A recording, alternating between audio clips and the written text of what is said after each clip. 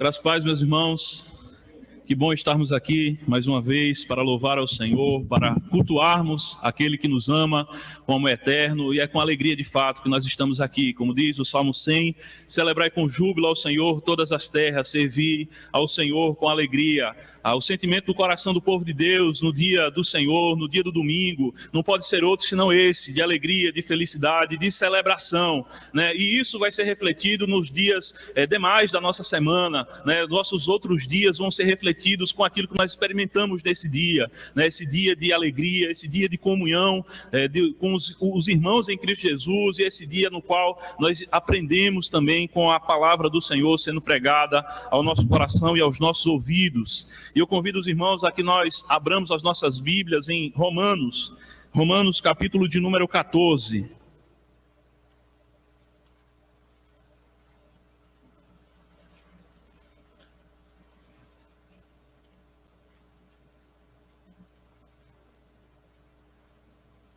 Romanos 14,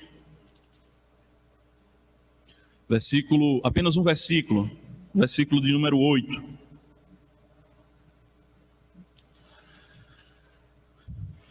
Diz assim a palavra: porque se vivemos, para o Senhor vivemos, se morremos, para o Senhor morremos. Quer pois vivamos ou morramos, somos do Senhor. Convido os irmãos para que nós leiamos juntos esse texto. Amém, meus irmãos? Todos juntos. Porque se vivemos, para o Senhor vivemos, se morremos, para o Senhor morremos. Quer pois vivamos ou morramos, somos do Senhor. Amém. Senhor, a tua palavra foi lida, Senhor. Nós já oramos, clamando ao Senhor por graça nesse momento. Mas nós queremos insistir, Senhor Deus, mais uma vez, clamando diante do trono da graça, para que o Senhor fale de maneira poderosa aos nossos corações, ó Pai. Ó Pai, a nossa alma, ela não vive sem esse pão celestial. Alimenta-nos, Senhor Deus, nesse dia, Senhor Deus, com pão vivo que desce do céu, com a palavra revelada do Senhor, a tua igreja, a palavra gloriosa que é fonte de vida, que é lâmpada para os nossos pés. Ó Pai, que nos traz exortações, mas que nos traz consolo, também vindo da parte do Senhor. Nós te pedimos, ó Pai, em nome de Jesus. Amém. Aleluia. Meus irmãos, nessa manhã nós estaremos refletindo um pouco sobre os aspectos da consolação de Deus em nossas vidas. Quando nós nos deparamos com esse texto, nós podemos muito bem fazer a pergunta que é vista também lá no Catecismo de Heidelberg: qual é o nosso conforto na vida e na morte? Nesses aspectos extremos da nossa vida, do nosso nascimento ao momento em que nós fechamos os olhos, o nosso coração para de bater, mas também nas minúcias que acontecem entre esses extremos, entre vida e morte. O que é que traz consolo ao nosso coração? O que é que traz paz? O que é que pode nos fazer repousar tranquilamente, lançarmos por terra toda ansiedade, vivermos de fato com alegria, com paz, com uma fé inabalável, como está descrito lá nos Salmos, que os que confiam no Senhor são como os montes de Sião. O que é que faz o crente viver dessa forma, em meio às turbulências dessa vida, meus irmãos? É aquilo que está descrito no final desse versículo, quando é dito que nós somos do Senhor, nós somos propriedade do Senhor. Como diz lá no Salmo 100, nós somos rebanho do seu pastoreio.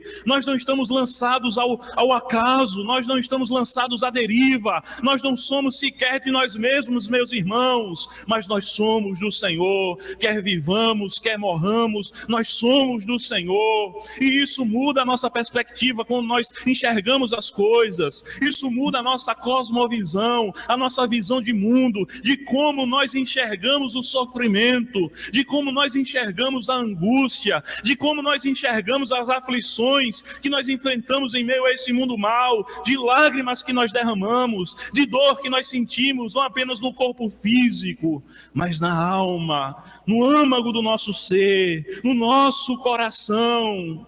Meus irmãos, esse mundo, ele enxerga o sofrimento com uma perspectiva diferente da dos cristãos. Para esse mundo, o que dá o sentido da vida é a felicidade, ou o que dá sentido na vida é a ausência de sofrimento.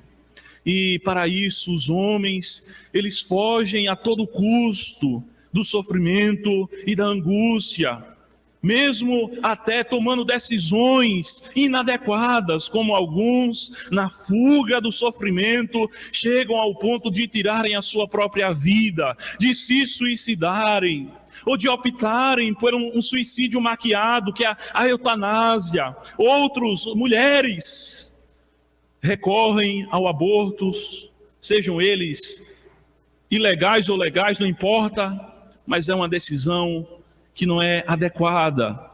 E aqui nós vemos algo que nos dá uma perspectiva diferente quanto ao sofrimento. De fato, Jesus nos diz que nós iremos sofrer, que nós iremos enfrentar angústias, mas em meio a nossas angústias, meus irmãos, nós sabemos de uma coisa, que nós somos do Senhor. Portanto, quer vivamos, quer morramos, quer estejamos bem ou não, nós somos do Senhor, e isso nos faz enfrentar ao sofrimento com a outra perspectiva. Isso nos faz termos a nossa alma fortalecida no Senhor. Isso nos faz ter um novo ânimo na nossa alma, sabendo que em meio aos sofrimentos o Senhor está presente na nossa vida, que nós não estamos sozinhos na nossa luta, seja contra as enfermidades e doenças que enfrentamos, sejam elas terminais ou não, sejam elas hereditárias ou não. Nós estamos, meus irmãos, guardados pelo poder de Deus. Como diz Pedro lá em sua carta, nós estamos guardados pelo poder de Deus. Estamos guardados de uma tal forma, meus irmãos, que não cairá um cabelo da nossa cabeça, sem que não seja pelo consentimento do Senhor. Meus irmãos, nós estamos inteiramente nas mãos do Senhor. Nós estamos sob o seu cuidado. O Senhor é o nosso pastor. Como pastor, Ele é aquele que cuida de nós. Como pastor, Ele é aquele que nos propicia aquilo que é necessário diariamente nas nossas lutas. E o Senhor mesmo é aquele que faz com que todas as coisas cooperem para o bem daqueles que o amam. O Senhor é aquele que pega as coisas, todas as coisas, e afunila para um propósito maior em nossas vidas, inclusive o sofrimento, inclusive as angústias, inclusive até mesmo a pandemia que se alastra, e que afeta não apenas a economia, que afeta não apenas um país, mas que afeta a igreja do Senhor Jesus Cristo. Hoje nós choramos, meus irmãos, em nosso coração, porque os nossos irmãos mais idosos não estão conosco. Hoje muitos de nós estamos chorando em nossa alma e lamentando porque os nossos filhos não estão conosco na igreja. Mas veja como essas coisas, elas cooperam para o nosso bem. Veja como esse coronavírus veio como uma disciplina do Senhor sobre os pais que negligenciaram a condução dos seus filhos, a casa do Senhor, adoração ao Senhor. E aqueles que caminhavam bem, direcionando seus filhos, vão sentir-se cada vez mais diante dessa realidade, com a responsabilidade de fato de serem zelosos sempre continuamente, trazendo seus filhos e ensinando-os no caminho do Senhor. E meus irmãos, de fato, todas as coisas cooperam para o nosso bem. Veja, até mesmo as mais inusitadas, as mais estranhas, as mais terríveis, como um grupo de irmãos vender um outro irmão como escravo, como um grupo de irmãos que intentou matar o seu irmão mais novo por conta de ciúmes, por conta do egoísmo, por conta da inveja.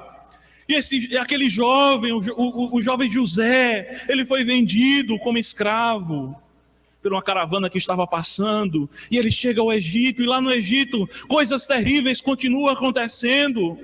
Ele é acusado injustamente de intentar trair o seu patrão com a sua esposa, colocar na linguagem popular e chula até, colocar um chifre no patrão. Ele é acusado disso. E o que é que acontece? Ele é conduzido à prisão. Ele que estava como que um gerente do seu senhor, desfrutando de uma condição favorável, ele é então lançado na prisão. E lá na prisão as coisas continuam a aparentemente dar errado, meus irmãos, porque na prisão o padeiro e outro lá, eles têm um sonho, o copeiro. José interpreta aqueles sonhos e diz: olha, lá na frente tu te lembras de mim. E aqueles homens por muito tempo se esqueceram dele. Mas o fato é que Deus não estava ausente dos sofrimentos de José, assim como não está ausente dos nossos sofrimentos, das nossas angústias. E mais adiante nós vamos ver que José, ele é levantado como governador ali do Egito, e os seus irmãos vêm da terra de Canaã depois de uma grande fome que se alastrara.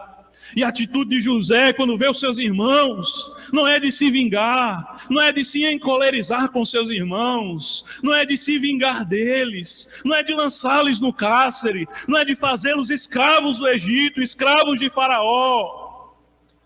Mas ele olha para os seus irmãos, tomado de santos sentimentos e de uma profunda convicção que vinha de Deus, do Espírito de Deus, operando em seu coração como crente no Senhor. E ele diz: vocês intentaram mal contra mim, mas Deus o tornou em bem. Veja, meus irmãos, os males que nos sobrevêm não são por acaso. Os males que nos sobrevêm não são de uma natureza que agem por si mesmos, sem nenhum propósito divino por trás deles. Deus está por trás e coordenando todas as coisas. As rédeas da história estão em suas mãos. O sofrimento que enfrentamos está em suas mãos santas. Ele está nos conduzindo em meio aos vales, em meio aos desertos, em meio às lágrimas, em meio à nossa falta de compreensão das coisas que nos acontecem. Ele está coordenando todas as coisas e o propósito é claro, é para que nós nos tornemos mais parecidos com Jesus, é para a nossa salvação. É para que em nós a sua imagem seja restaurada, é para nos purificar, como ele diz mesmo lá no Antigo Testamento: proveite na fornalha da aflição. Deus está nos provando a cada dia. Por isso Tiago diz: meus irmãos, tenham por todo motivo de alegria passar por várias provações, passarem por várias angústias, por várias dificuldades. Alegrem-se no Senhor, regozijem-se no Senhor, porque Deus está trabalhando em suas vidas. Vocês não estão perdidos, vocês não estão sem um futuro e sem uma esperança. Eu é que sei que pensamentos tenho a vosso respeito, pensamentos de bem e não de mal, para vos dar o fim que desejais. Essa é o trabalhar de Deus nas nossas vidas, meus irmãos. Por isso alegre-se no Senhor, em meio às angústias dessa vida, tenha paz em Deus. Olhe para o Senhor, olhe para Jesus, olhe para a sua palavra, contemple-o em sua palavra. Mesmo que eu e você não consigamos prescrutar a sabedoria de Deus, como diz o apóstolo Paulo no final do capítulo 11, quem conheceu a mente do Senhor, quem foi seu conselheiro, quem prescrutou a mente do Senhor. Nós somos limitados, meus irmãos, nós não entendemos as coisas de Deus, mas ele diz: você não entende agora, mas lá na frente, meus irmãos, talvez nós iremos entender, porque nós passamos por tantas dificuldades, por tantas provações. Talvez lá na frente nós venhamos a entender. E o texto nos diz: porque se vivemos para o Senhor, vivemos. Se morremos para o Senhor, morremos. Quer pois vivamos ou morramos, somos do Senhor, meus irmãos. A nossa vida é uma vida vivida para a glória de Deus. Este é o propósito das nossas vidas. Por isso o apóstolo Paulo diz: quer morramos ou vivamos, seja em qualquer situação, meus irmãos, nós somos do Senhor. E a Ele seja a glória, meus irmãos. E nós damos graças a Deus, não apenas quando o livramento nos acontece. Nós estamos vindo do trabalho ou para visitar algum parente, de repente nessa ida, o Senhor nos livra de um acidente, graças a Deus, meus irmãos. Mas se naquele momento Deus quiser ceifar as nossas vidas, graças a Deus também, meus irmãos. Nós damos graças a Deus. A nossa consolação está em que nós somos do Senhor e tudo Ele faz de modo perfeito. Precioso é o Senhor, a morte dos seus santos. Quando nós partimos desse mundo, nós somos promovidos, meus irmãos. Nós estaremos unidos com Cristo. É fato, nós derramamos lágrimas diante do luto, porque nós amamos aqueles que partem. Mas nós nos alegramos também, ao mesmo tempo, porque sabemos que aqueles que morrem no Senhor, eles estão com o Senhor, entraram no descanso do Senhor, estão desfrutando de toda a consolação, de toda a paz. Já não mais serão afligidos pelas coisas desse mundo. Nós somos do Senhor, meus irmãos. Nós somos sua propriedade, nós somos os seus filhos amados, nós somos aqueles aos quais Ele escolheu dentre todas as nações. Veja, meu irmão, que graça de Deus sobre a minha e sobre a sua vida. Nós poderíamos muito bem não conhecermos ao Senhor, nós poderíamos não ser povo do Senhor, nós poderíamos ser aqueles que estão longe do Senhor, mas Ele nos aproximou, meus irmãos. E é nos dito que a estes que andam na fé, Deus não se envergonha de ser chamado Deus deles. É isso que diz lá em Hebreus. O Senhor nos chama de seus filhos. O Senhor nos chama de propriedade sua. O Senhor nos chama de filhos amados. Aqueles que foram comprados com preço. Não foram comprados ao preço de coisas corruptíveis. Imagine você aí a coisa mais preciosa aos seus olhos. Imagine o ouro, imagine a prata, imagine os diamantes e os rubis e as riquezas desse mundo. Não foi com esse preço que nós fomos comprados, mas nós fomos comprados com algo de um valor infinito. Nós somos comprados pelo valioso sangue de Jesus, meus irmãos.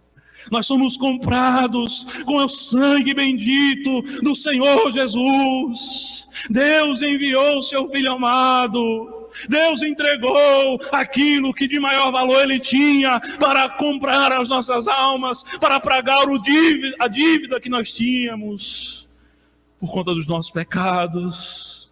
E por meio desse sacrifício, os benefícios desse sacrifício nos é administrado sobre nós, os benefícios da adoção de Deus, o Espírito de Deus que habita em nós, e por meio do qual nós clamamos, Abba Pai. Nós clamamos, Abba Pai. Nós não mais temos a necessidade de chegar com medo diante de Deus, meus irmãos, na expectativa de sermos fulminados. Mas aqueles que estão em Cristo Jesus, eles são abraçados, eles são recebidos em amor, em graça, por esse Deus bendito, aquele do qual nós somos a sua possessão.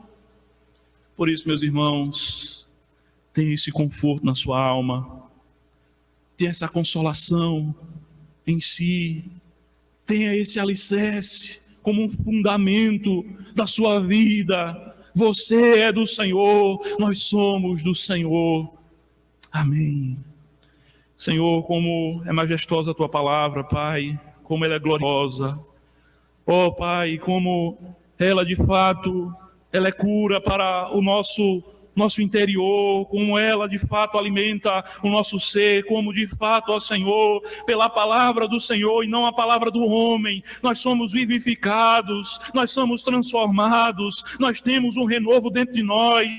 Ó Pai, nós subimos com asas como águias, como diz a Tua palavra, nós podemos correr e nós não iremos nos cansar, não ficaremos fatigados em meio às caminhadas dessa vida, das lutas que nós enfrentamos.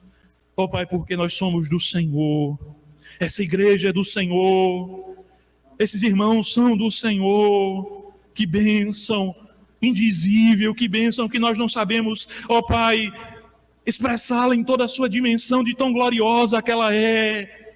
nós somos do Senhor. Bendito seja o teu nome, ó Pai. Bendito seja o teu nome, em nome de Jesus. Amém.